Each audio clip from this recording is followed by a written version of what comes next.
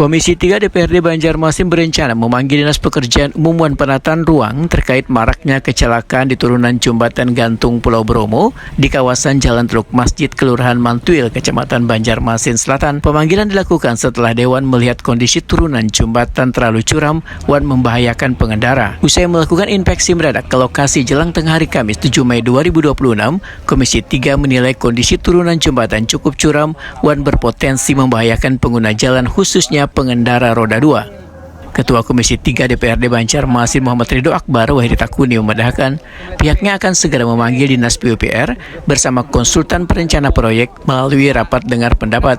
Pemanggilan dilakukan untuk meminta evaluasi terhadap desain turunan jembatan sekaligus mencari solusi agar kecelakaan kada terus berulang. Dalam rapat akan dibahas pula kemungkinan adanya penambahan fasilitas keselamatan kayak rambu-rambu peringatan maupun pengamanan tambahan di area turunan jembatan.